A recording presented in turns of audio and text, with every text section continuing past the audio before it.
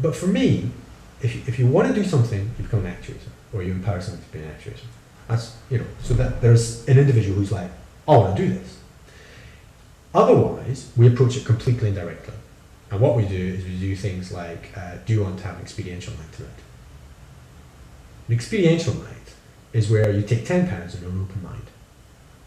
To do what? Well, you don't really know, that's the point. Right? And there's, let's say about 10, just to make numbers, right? 10 people in a room, some you know, some you don't. That's the quality. Some people you don't know. And there's 10 of you, and you put £10 in, you've got £100. And the evening takes, it's got 3 parts to it. And you think, what's all this about? And it's like cinema. There are rules of engagement when you go to the cinema. You sit down, and then the lights go dark, and you all stay quiet. Those are the rules. Those are the rules for watching film. Well, it's experiential night. There's like 3 parts. But effectively, the first part is that you do some kind of social thing, just to break the ice. Get to know each other a little. And somebody knows what to do. The host usually, but somebody knows a little game. Breaking the ice. Following? The second thing would be and if you haven't done this before, what's all this about? Well, look, you have to experience these things. I can explain it all, but you go and you will, okay, I'll try. And then the second thing you'll find is that you actually have to decide what you're going to do that night with £100. What £100? Well, you've all put in £10, you've all got to decide what to do with £100. Very few people decide, hey, I'm going to spend £100 tonight. Well, okay, some people actually have lots of money.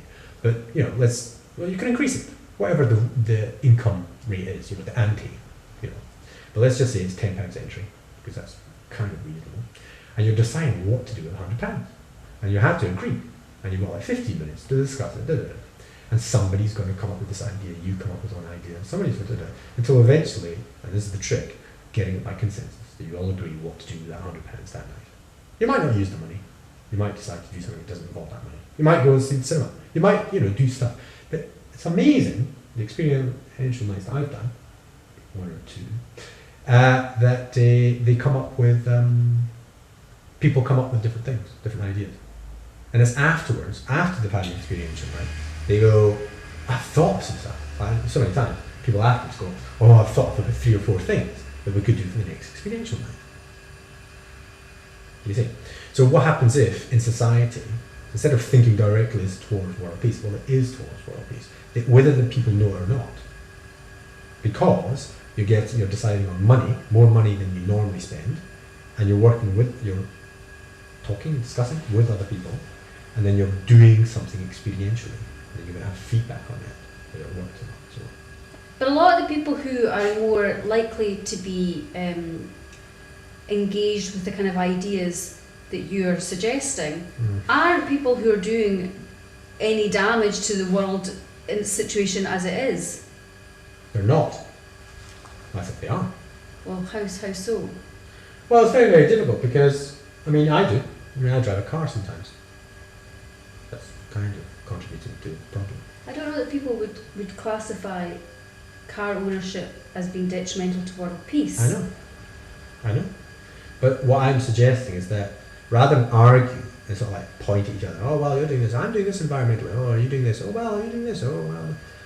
I think it's a better idea than pointing at each other, is that we just start constructing things.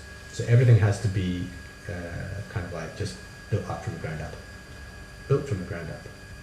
And the way to do that is by people taking a few risks socially. And I think that's it. The basic problem that we have that's preventing us from actually having world peace is our social engagement. It's like an inertia. There's an inertia towards our institutions, like finances, money, corporations only invented the last 100 years, the oil thing, the science. These things are all just kind of just running along. And we're all sort of going, well, it seems to work, kind of. But so the trick is there is inertia, it is going in a direction, but the trick is that we don't have social skills. We don't have the social capacity to trust each other sufficiently to stop, for example, the bombing. I think everybody doesn't want to bomb anything. Very few people actually want to bomb people. They may think, oh well, I think it makes sense. And they reason that it makes sense, for whatever reason. But if you ask them, do you want to bomb somebody? No, of course I don't want to bomb anybody. Do you want to kill somebody? No, of course I don't want to. Very few people do. So world peace is much more of a complex concept, rather than world peace being is no fighting and bombing in the world. It's really to do with the direction that people are putting their energies into a way which is more constructive, more harmonious, more community-minded. That sounds a bit soft though. That sounds nice up to 2020. Okay, that everybody can contribute towards that.